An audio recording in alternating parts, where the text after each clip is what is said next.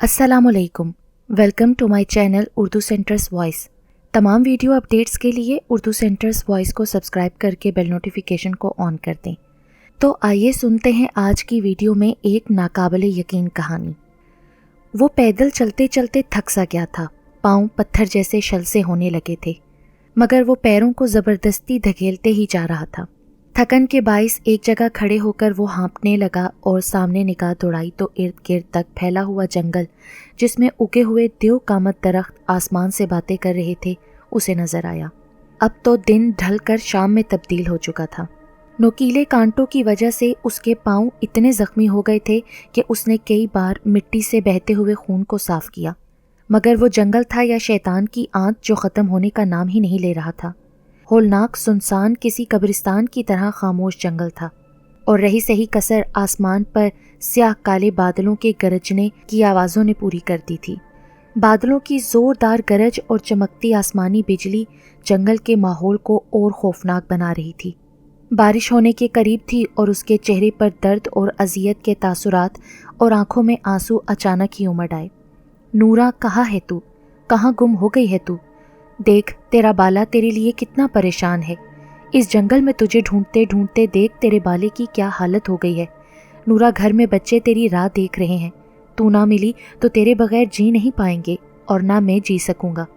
पता नहीं तू जिंदा भी है या नहीं, कहीं इस होलनाक जंगल ने तुझे निगल ही ना लिया हो। अचानक ही इस सोच ने उसके दिल को उथल पुथल करके रख दिया। नहीं, मुझे यकीन है वो जिंदा है। मुझे हिम्मत करना होगी, मुझे उसे ढूंढना होगा और मैं उसको जल्द ढूंढ लूँगा। इकबाल उर्फ बाला जंगल के पार मगरिब की तरफ बसे एक छोटे से गांव जलालाबाद का रिहायशी था। घर में प्यार करने वाली बीवी थी, 2 छोटे मासूम बच्चे थे। गांव में चंद एकड़ की ज़रई ज़मीन थी, जिसको मेहनत से काश्त करके हर मौसम में अच्छी फसल लेता था। जिंदगी बगैर किसी फिक्र के बड़ी आराम से गुजर रही थी कि अचानक उसकी हस्ती बस्ती जिंदगी में ऐसा भूचाल आया कि उसके घर का सारा अमन और सुकून अपने साथ ही ले उड़ा। उसका बड़ा लड़का, जो अभी स्कूल जाने की उम्र का ही हुआ था, अचानक बीमार हो गया। गांव के हकीम से उसको दिखाकर 2 वक्त की दवाई खिलाई, लेकिन मुसीबत थी जो टलने का नाम ही नहीं ले रही थी। उसकी दवाई से ज़रा बराबर अफाका ना हुआ। बुखार था जो तेज़ होकर सर पर चढ़ गया था कि अच्छा खासा बोलता चालता उसका लड़का कैसे चरपाई ही पकड़ ली थी। बाला हकीम के पास फिर भागा। देख बाले, मुझे ये मामूली बुखार नहीं लगता, वरना मेरी दी हुई एक खुराक से ही बुखार दूर भाग जाता है। मसला कोई और ही है। तू ऐसा कर, इसको शहर वड्डे हस्पताल ले जा। वड्डे हस्पताल? हाँ, वक्त ज़ाया न कर, तेरे लड़के की हालत ठीक नहीं है। हकीम के कहने पर बाला उसी रोज़ उसे बैलगाड़ी पर लाद कर अपने लड़के को शहर के अस्पताल ले गया और वहाँ जाकर उसे अस्पताल दाखिल करवा दिया। चेकअप के बाद पता चला कि बच्चे को तो टाइफाइड बुखार है, जो मज़ीद बिगड़ गया है, जान जाने तक का ख़तरा है। लड़के को अस्पताल में दाखिल कराते ही इलाज शुरू हो गया। अस्पताल तो सरकारी था, लेकिन दिन ब दिन महंगाई की वजह से दवाइयाँ, इलाज के खर्चे बढ़ते ही जा रहे थे। उसके पास जो बची कुची पूंजी थी वो भी इलाज की नज़र हो गई। मजबूरन उसको गांव के ज़मींदार के आगे हाथ फैलाने पड़े। उससे कुछ रकम उधार लेकर वो दोबारा शहर रवाना हो गया, लेकिन वो रकम भी कम थी। मज़ीद पैसों की ज़रूरत आ पड़ी तो दोबारा ज़मींदार के दर पर गया। इस तरह वो पूरे 60,000 का मकरूज़ हो गया। उसको बस ये फ़िक्र थी कि मेरा बच्चा किसी तरह जल्द से जल्द ठीक हो जाए। नूरा भी हर रोज़ दुआएं करती थी। उसकी दुआओं का असर था कि अस्पताल में अच्छे इलाज की बदौलत चंद हफ्तों में ही वो बच्चा तंदुरुस्त हो गया। दोनों ही मियाँ बीवी बहुत खुश हुए, अपने बच्चे को अस्पताल से घर वापस ले आए। कुछ दिन गुजरने के बाद ज़मींदार अपने पैसों का तकाजा करने लगा। बाले के पास तो देने के लिए फूटी कोड़ी तक न थी, मगर ज़मींदार बज़िद रहा कि 1 हफ्ते के अंदर उसकी रकम लौटा दे, वरना वो ज़बरदस्ती उसकी ज़मीन और उसकी फसल पर कब्जा कर लेगा। आखिरकार उसने अपनी बीवी के कहने पर बैलों की जोड़ी को सस्ते दामों में बेच दिया और ज़मींदार के सारे पैसे चुका दिए। ये आजमाइश तो टल गई, लेकिन अगली मुसीबत तैयार खड़ी थी। परेशानी ने उसके घर का रास्ता ही पकड़ लिया था। घर में पहले अनाज ख़त्म हो चुका था, फिर बैलों की जोड़ी बेचने के बाद ज़मीन पर काश्त करने की रही सही उम्मीद भी ख़त्म हो चुकी थी। फिर फसल काश्त करने के लिए थोड़े बहुत पैसों की ज़रूरत तो थी ही, वो तो बिल्कुल ही कंगाल हो चुका था। इस तरह ज़मीन खाली पड़ी रही और 2 वक्त की रोटी भी उसको मुश्किल हो गई। उस दिन वो दिन चढ़े उठा तो घर में नूरा को न पाया। नलके पर हाथ मुंह धोकर अपने बेटे से पूछा, तो पहले तेरी माँ नज़र नहीं आ रही, कहाँ गई है? ابا माँ तो खाला को मिलने दूसरे गांव गई हुई है, सुबह होते ही निकल गई थी, कहती थी तेरी खाला से कुछ पैसे लेने हैं, घंटे 2 घंटे में वापस आ जाऊंगी, जंगल के रास्ते से जाने का बोल गई है। अब्बा वो रास्ता तो बहुत ख़राब है ना। दूसरे गांव? बाला एकदम परेशान सा होकर चारपाई पर जा बैठा। बात ही परेशानी की थी, वो जंगल आसेब ज़दा था, ये सभी गांव के अफराद जानते थे। कोई बंदा उस जंगल में जाता तो शाज़ो नादिर ही वापस आता। ये सिलसिला कई सालों से चल रहा था। किसी को भी गुमशुदा अफराद के बारे में कोई खबर अब तक ना मिली थी कि बंदे आखिरकार अचानक गायब कहाँ हो जाते हैं। पुलिस भी इस सिलसिले में बुरी तरह नाकाम रही थी। गांव के बूढ़ों के मुताबिक जंगल में आसेब प्रीत हैं, मगर बदकिस्मती के दूसरे गांव में जाने का शॉर्टकट रास्ता जंगल में से ही होकर गुजरता था। दूसरा रास्ता बहुत लंबा था और वो बगैर सवारी के अबूर करना मुमकिन न था, और उस रास्ते में नहर भी आती थी। पे दर पे इंसानों के गायब होने पर गांव के लोगों ने उस रास्ते को अपना लिया था, मगर नहर में बाढ़ आने की वजह से यह रास्ता 2 हफ्तों से बंद था। नूरा के जंगल में जाने का सुनकर बाला हवास बाख्ता हो गया। वो नूरा के सही सलामत आने की दुआएं मांगता। दोपहर तक उसके आने का इंतज़ार करता रहा, मगर नूरा वापस ना आई। बाले के तो हाथ पांव फूल गए। बच्चों को उसने रात की बची कुची रोटी खिलाई। घर में आटा नहीं था, खुद उसने कुछ नहीं खाया। बच्चों को पास पड़ोस में छोड़कर खुद नूरा को ढूंढने निकल खड़ा हुआ, मगर दोपहर से शाम और अब रात हो चली थी। जंगल में नूरा का कोई नामो निशान तक नजर नहीं आ रहा था। उसने पहले ही पता करवा लिया था कि नूरा अपनी बहन के गांव नहीं पहुंच पाई थी। बारिश ने अचानक ही जोर पकड़ लिया था। घने दरख्त के नीचे खड़े होने के बावजूद भी उसका बदन भीगने लगा। उसे लगा कि वो मजीद यहाँ खड़ा रहा तो उस सर्दी में इस तरह बारिश में भीग कर लाजमन बीमार हो जाएगा। अचानक गरजते बादलों और बरसती बारिश के साथ आसमानी बिजली इतनी जोर से चमकी कि जंगल में हर तरफ रोशनी सी बिखर गई। वो लम्हा था जब बाले ने मशरिक के सिमत दरख्तों के घने झुंड के पार कुछ मुसाफत पर पुरानी किलानुमा इमारत देखी, जिसको देखकर बाले को राहत का एहसास हुआ। उस तूफान से बचने का एक यही रास्ता था कि वो किसी तरह इस खंडरनुमा इमारत तक जा पहुंचे। वो वक्त ज़ाया किए बगैर घने दरख्तों से होता हुआ वहां जा पहुंचा। इमारत बहुत ही खस्ता सी थी। उसका दरवाज़ा लकड़ी का था। वो टूटा फूटा दीमक ज़दा दरवाज़ा जिसमें मकड़ी ने जगह जगह जाले से बुन रखे थे। बाले ने अंधेरे में दरवाज़ा टटोला, वो अंदर से बंद था। वो बाहर ही खड़ा रहा, मगर सर्दी थी जो मुसलसल बढ़ रही थी। उसके जिस्म पर कपकपी सी तारी हो गई थी। वो ये सोच में डूबा हुआ था कि दरवाज़ा किस तरह खोला जाए। दफतन उस पुराने किले के अंदर आग का अलाव सा रोशन हुआ, जिसकी रोशनी उस लकड़ी के टूटे हुए दरवाजे से बाहर आने लगी। इस सुनसान जंगल में जहाँ किसी जीरू का नामो निशान नहीं, फिर ये अंदर अचानक आग जल गई। बाले की रूह तक लरस के रह गई। उसे गांव वालों की बातें याद आने लगीं। जंगल में भूत प्रेत आसेब की मौजूदगी जो जंगल में दाखिल हुए किसी भी इंसान को मार डालते थे, कि इंसानों की हड्डियां तक नहीं मिलती थीं। बाले को लगा आज वो नहीं बचेगा। अचानक उसको अंदर किसी के चलने की आवाज़ आई, किसी इंसान के कदमों की आहट, और जलती आग के साथ ही किसी के खांसने की आवाज़ ने उसे ये भी बावर करा दिया कि अंदर इमारत में कोई ना कोई तो है। आसेब भूत प्रीत नहीं, बल्कि कोई इंसान जो बुरी तरह खांस रहा था। लेकिन कौन? शायद कोई मुसाफिर हो जो इस तरह तूफान से बचने के लिए उस इमारत की तरफ आ गया हो और सर्दी की वजह से आग जलाई हो। अचानक ही उसके जहन में ये सोच आते ही सारा खौफ रफू चक्कर हो गया। फिर बाले को ज़्यादा मेहनत नहीं करना पड़ी और थोड़ी सी कोशिश से ही दरवाज़ा बिना किसी आवाज़ के खुल गया। वो जल्दी से अंदर दाखिल हो गया। उसको सामने ही आग का अलाव जलता नज़र आया, साथ ही अलाव के कोई इंसान। बाले को पहले ही नज़र में लगा कि वो कोई उसके अंदाजे के मुताबिक मुसाफिर ही है, पर उसके हाथ में कोई शय थी जिसको वो आग पर सेंक रहा था। आगे बढ़ के बाले के कदम अचानक रुक गए। बाले को ये जानने में ज़रा देर नहीं लगी कि उसकी नज़रों के सामने ही उस इंसान ने खोपड़ी को ज़मीन पर रखा है और उसमें हाथ डालकर चपड़ चपड़ करके कोई शय खाने लगा है। खौफ से उसका दिल उछलकर हलक में आ गया। अब उसको समझ नहीं आ रहा था कि ये बदरू है या इंसान के रूप में दरिंदा सिर्फ जानवर, जो उसकी मौजूदगी से बेखबर इंसानी खोपड़ी का मगज़ खाने में मसरूफ़ था। कुछ देर के बाद वो क्रिया इंसान आग के करीब ही लेट गया और थोड़ी देर बाद डरावने खराटे लेने लगा।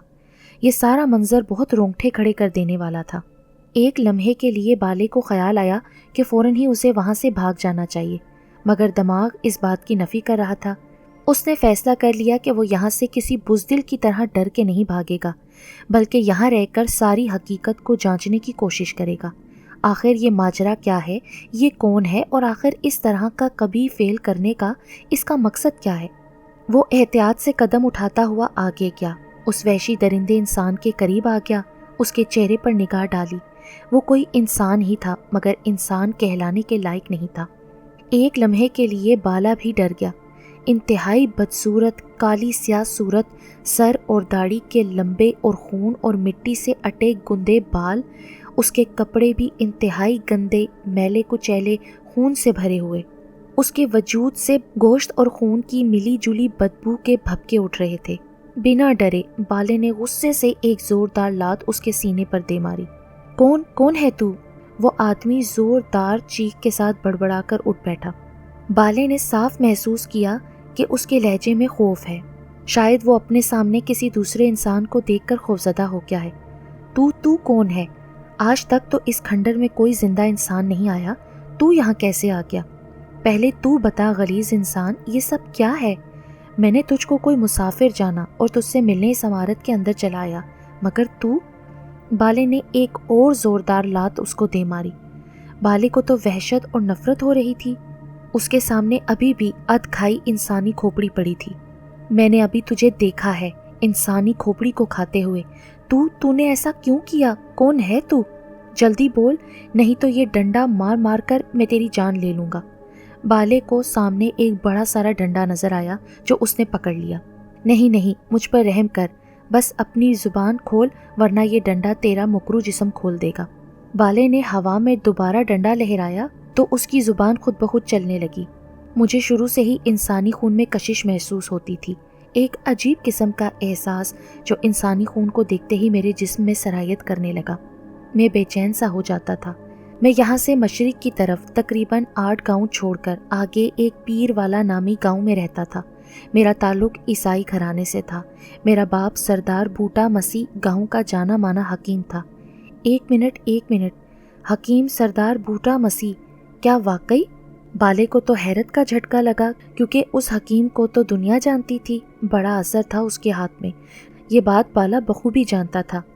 ہاں وہی، بڑی شفا تھی اس کے ہاتھ میں، بیمار کو ہاتھ لگاتے تو وہ اٹھ کر کھڑا ہو جاتا۔ میرے باپ کی شہرت اتنی تھی کہ دور دراز کے گاؤں سے لوگ بھی شفا حاصل کرنے کے لیے اس کے پاس آتے۔ معمولی بخار سے لے کر کٹے پھٹے بڑے بڑے جسم کے گھاؤ کو اپنے علاج کے ذریعے منٹوں میں ٹھیک کر دیتا تھا۔ میں اکثر دیکھتا کہ کئی زخموں سے چور مریض اس کے پاس آتے، جس کے بدن سے بے تحاشا خون بہہ رہا ہوتا، لال گاڑھا خون جسے چھونے کو جی کرتا تھا۔ زبان پر کھجلی ہوتی کہ چکھ کر دیکھو ہوتا کیسا ہے، مگر اپنے باپ کے ڈر سے میں ایسے نہ کر پاتا تھا۔ میرے ساتھ والے بچے اکثر ڈر جاتے تھے، مگر میں واحد تھا جس کو خون دیکھ کر عجیب سی خوشی کا احساس ہوتا تھا۔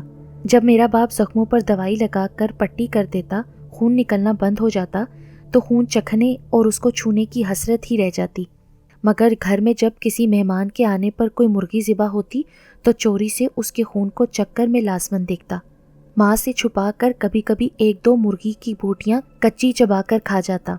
ایک بار میری ماں نے یہ سب دیکھا تو مجھے بہت مارا، مجھے ایسے کام سے باز رہنے کے لیے کہا، مگر میں کب ماننے والا تھا۔ وہ دن مجھے اچھی طرح یاد ہے۔ بھری دوپہر کا وقت تھا جب گھر کے پاس کھلے میدان میں بڑے سے بیری کے درخت کے پاس 2 دوست گلی ڈنڈا کھیل رہے تھے۔ یہ میرا روز کا ہی معمول تھا، مگر اس دن میرے ساتھ غیر معمولی واقعہ ہو گیا۔ ایک لڑکا بنا کوئی بات ہوئے مجھ سے لڑ پڑا، وہ مجھے خواہ مارنے لگا۔ میں نے غصے میں اس کے بازو پر زور سے کاٹ ڈالا، جس سے اس کے بازو سے خون بہنے لگا۔ میرے دانتوں میں بھی کچھ خون رہ گیا، جس کی وجہ سے پہلی بار میں نے انسانی خون کا ذائقہ چکھا، انوکھا دل فریب نمکین ذائقہ۔ وہ لڑکا روتا ہوا اپنے گھر چلا گیا اور مجھے بہت خوشی ہوئی کہ آج پہلی بار انسانی خون کا میں نے ذائقہ چکھ لیا۔ بات آئی گئی ہو گئی۔ 2-3 دن گزرے کہ میرے دل میں بے چینی شروع ہو گئی، مجھے دوبارہ ہوک اٹھنے لگی کہ انسانی خون چکھوں۔ ایک دن میں نے خود ہی ایسا موقع تاڑ لیا، میں نے خود ہی جھوٹ موٹ کی لڑائی کر کے دوبارہ ایک دوسرے لڑکے کو بری طرح کاٹ لیا۔ کافی دیر اس کی کلائی کو کاٹے رکھا اور کلائی سے نکلتے خون کو چوستا رہا۔ میں اس کو چھوڑنے والا نہیں تھا، مگر درد سے چلاتے ہوئے لڑکے نے بڑی مشکل سے خود کو مجھ سے چھڑایا۔ ان میں سے ایک لڑکے نے میرے گھر جا کر میری شکایت لگا دی۔ دوبارہ ویسی ہی حرکت کرنے پر میرے باپ نے مجھے بہت مارا اور میرا دوستوں کے ساتھ کھیلنا بند کر دیا۔ اسی طرح وقت گزرتا گیا. میرے دل میں انسانی خون کی جو تشنگی پیاس تھی وہ جوں کی توں برقرار تھی، مگر اپنے باپ کی ڈر کی وجہ سے مجبور تھا. میں اپنے ارد گرد انسانوں کو دیکھتا تھا تو دل میں خواہش پیدا ہوتی تھی کہ ان کے جسموں کو کاٹوں، ان کے خون سے اپنی برسوں کی پیاس سیراب کروں. اس دن میں چرچ نہیں جا سکا. گرمیوں کے سخت دن تھے. میں گھر میں تھا. دوپہر ہونے کے قریب تھی کہ ایک عورت روتے ہوئے اپنے ہاتھوں میں 8 سال کے بچے کو اٹھائے ہوئے کھڑی ہوئی. بچے کا ہاتھ گھاس کاٹنے والی درانتی سے بری طرح کٹ گیا تھا. عورت مسلسل روتے ہوئے اپنے بچے کو ہوش میں لانے کی کوشش کر رہی تھی. بچہ بے ہوش تھا اور خون اس کے ہاتھ سے بری طرح بہہ رہا تھا. انسانی خون کی بو سونگھ کر میری تو طبیعت اور سی ہونے لگی. میرا باپ گھر پہ نہیں تھا. وہ عورت بچے کو چارپائی پر لٹا کر میرے باپ کو باہر سے بلانے کے لیے بھاگی. میں چلتا ہوا بچے کے قریب آ گیا. عورت کے جلد آنے کا امکان نہیں تھا. بچہ بے ہوش تھا. بےتابی سے بنا کوئی آس پاس کا خیال کیے میں نے اس کے زخم پر منہ رکھا اور خون چوسنے لگا. خون منہ میں جاتے ہی بدن میں انوکھی لذت کا احساس ہوا. برا تو تب ہوا جب وہ عورت میرے باپ کو لیے ہوئے کھڑی ہوئی. ان دونوں کے لیے یہ منظر بڑا ہی جان لیوا تھا. میں انسان کا خون پی رہا تھا. عورت نے تو چیختے چلاتے باہر کی طرف دوڑ لگا دی. میرے باپ کو چند منٹ تو سکتا ہو گیا. پھر اس نے آؤ دیکھا نہ تاؤ اپنی چھڑی سے میری درگت بنا دی. جب وہ مجھے مارتے مارتے تھک گیا تو اس نے مجھے جانوروں کے بھوسے والے کمرے میں بند کر دیا. پورے گاؤں میں یہ بات جنگل کی آگ کی طرح پھیل گئی کہ حکیم بوٹا کا اکلوتا بیٹا وحشی پاگل ہو گیا ہے، جانور بن چکا ہے. میں 2 دن تک بھوکا پیاسا بھوسے والے کمرے میں پڑا رہا. میرے باپ نے مجھے کھانے کے لیے بھی کوئی چیز نہیں دی. سختی سے منع کیا ہوا تھا میری ماں کو. نہ جانے اور کتنے دن میرا باپ مجھے یوں ہی اس بھوسے والے کمرے میں بند رکھتا. آخر کار انوری کو اس بات کی خبر ہوئی تو وہ دوڑی دوڑی میرے گھر آ گئی. انوری میری ہونے والی منگیتر تھی. مجھ سے بہت محبت کرتی تھی. اس نے میرے باپ کو کسی طرح سے راضی کر کے بھوسے والے کمرے کی چابی لی اور کھانا ساتھ لیے میرے پاس آ گئی. یہ کیا حرکتیں کرنے لگا ہے تو؟ چنگا بھلا تھا، پاگل ہو گیا ہے. تجھے پتا ہے سارے گاؤں والے تیرے متعلق کیا کیا باتیں کر رہے ہیں. مجھے بھی تیرے سے ڈر لگنے لگا ہے. پتہ نہیں انوری مجھے کیا ہو گیا ہے، مجھے خود ہی پتہ نہیں چلتا، پر تیری قسم اب کوئی ایسی حرکت نہیں کروں گا. تو بس ابا سے کہہ کے مجھے اس جہنم سے نکال دے. اچھا چل کھانا کھا، مجھے پتہ ہے تو 2 دن سے بھوکا ہے. انوری نے روٹی اور ساتھ سبزی کا بنا ہوا سالن میری طرف بڑھایا. میری نظر کھانے سے ہوتی ہوئی اس کے آدھے آستین والے بازو پر جا ٹکی. نرم گداز گوشت، خون سے بھرا اس کا بازو. دل میں پھر وہی عجیب سی بے چینی اور پیاس ابھرنے لگی. میں نے جلدی سے اس کا بازو پکڑا اور سختی سے اپنے دانت اس کے بازو کے گوشت میں گاڑ دیے. انوری کے منہ سے چیخیں نکل پڑیں. درد اور خوف کے مارے وہ کانپنے لگی، اپنے آپ کو چھڑانے کی کوشش کرنے لگی. اس کی چیخیں بلند سے بلند ہوتی جا رہی تھیں. میں نے اپنے دانتوں کی سخت پکڑ سے اس کے بازو کا گوشت تک ادھیڑ دیا. اس نے بڑی مشکل سے اپنے آپ کو مجھ سے چھڑایا اور تیزی سے باہر کی طرف بھاگی. مجھے پتا تھا کہ میرا باپ میری اس درندگی پر مجھے زندہ نہیں چھوڑے گا، مجھے جان سے مار دے گا. وہ پہلے ہی مجھے دھمکی دے چکا تھا. اس سے پہلے کہ میرا باپ آتا میں تیزی سے باہر نکلا، باورچی خانے سے تیز دھار چاقو اٹھایا اور میں وہاں سے بھاگتا چلا گیا. نہ جانے کتنی دور کہ گاؤں بھی پیچھے چھوٹ گیا. شام سے رات ہو گئی اور میں بھاگتا رہا. میں کسی چیز سے ٹکرایا، اوندھے منہ گر گیا اور مجھے پھر کچھ ہوش نہ رہا. جب ہوش آیا تو دیکھا کہ جنگل میں سورج کی شعاعیں پھیل رہی تھیں. تب مجھے معلوم ہوا کہ میں تو جنگل تک پہنچ گیا ہوں. میں جنگل میں گھومتا رہا پر کھانے کی کوئی شے نہ ملی. میں نے وہیں ڈیرا ڈال لیا. جاتا بھی تو کہاں جاتا. اس شام میں نے جنگل کی ایک کچی سڑک جو جنگل سے ہو کر گزرتی تھی اس پر 3 عورتوں کو آتے ہوئے دیکھا. ان کے ساتھ چھوٹا سا لڑکا بھی تھا. عورتیں چلتی ہوئی آپس میں باتوں میں مگن تھیں. وہ لڑکا سڑک پر ادھر ادھر بھاگ رہا تھا کہ بے دہانی میں اس کچی سڑک کے پاس بڑے سے پانی سے بھرے ہوئے گھڑے میں جا گرا. باتوں میں مشغول عورتوں کو کافی دور جا کر احساس ہوا کہ ان کے ساتھ لڑکا نہیں ہے. وہ واپس لڑکے کو ڈھونڈنے کے لیے دوڑی کہ ان میں سے ایک کی نگاہ گڑھے پر جا پڑی، لیکن کافی دیر ہو چکی تھی. لڑکا گندے پانی میں ڈوب کر جان دے چکا تھا. وہ عورتیں روتی پیٹتی واپس مڑ گئیں. مجھے معلوم تھا کہ وہ مردوں کو بلانے گئی ہیں. لاش کو دیکھ کر تو مجھے بھوک کا احساس مزید ہونے لگا. میں نے بڑی مشکل سے گڑھے میں سے اس لڑکے کی لاش نکالی. لڑکے کی لاش اٹھائی اور تیزی سے بھاگتا ہوا گھنے جنگل کی طرف آ گیا. چاقو تو میرے پاس تھا ہی. میں نے اس کی گردن کاٹی. گردن سے خون جاری ہوا تو غٹا غٹ خون پینے لگا. پھر اس کا سینہ چاک کر ڈالا. دل انتڑیاں سب باہر نکالیں. چاقو سے گوشت کے چھوٹے چھوٹے ٹکڑے کر کے پاس ہی خشک پتے اکٹھے کیے. 2 پتھروں کی مدد سے آگ جلا کر ان ٹکڑوں کو بھون کر کھایا. सारी भूख पल भर में फना हो गई। फिर गड्ढा खोदा और बाकी के जिस्म को दफन कर दिया। फिर जंगल में घूमते फिरते ये किलानुमा इमारत नजर आई तो रहने का मसला भी हल हो गया। इसी तरह मुझे जंगल में आए कितने ही माह साल गुजर गए हैं। हर 5वें 7वें दिन इस तरह शिकार करता और इस तरह अजियत से मारकर उसका खून पीता, गोश्त से लुत्फ अंदोज होता। मगर आहिस्ता आहिस्ता मुझे शिकार मिलना बंद हो गया। लोग जैसे तेजी से गायब हो रहे थे। सभी गांव वालों को इस बात का अंदाज़ा तो होने लगा था कि जंगल में ज़रूर कोई मसला है। फिर गांव के लोग कदरे वहमी भी थे। मुझे मालूम हो गया कि लोग समझते हैं कि इस जंगल में कोई भूत और आसेब है। इसी वजह से गांव के सभी लोगों ने आहिस्ता आहिस्ता करके उस जंगल के रास्ते से गुजरना ही बंद कर दिया। मैंने देखा कि उन्होंने जंगल के पार वाला रास्ता ढूंढ लिया है जहाँ से नहर जाती है। ये मेरे लिए अब मसला था। मुझे एक माह शिकार ना मिला। बचे कुचे गोश्त और खून पर गुजारा करने लगा। फिर मैंने उसका हल सोच लिया। कई रातों की मेहनत के बाद मैंने नहर के कच्चे किनारे में बड़ा सा शगाफ डाल दिया। नहर से बाढ़ की वजह से वो तमाम रास्ता पानी से लबालब भर गया। मेरी ये कोशिश काफ़ी हद तक कामयाब हो गई थी, मगर तुम न जाने कहाँ से यहाँ टपक गए।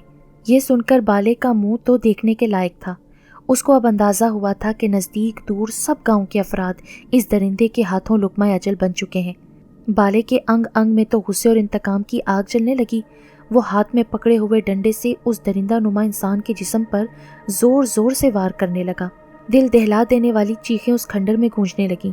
बदबख्त जानवर, तूने न जाने कितने मासूम बेकसूर लोगों को अजियत से मार कर उनको अपनी खुराक बनाता रहा है।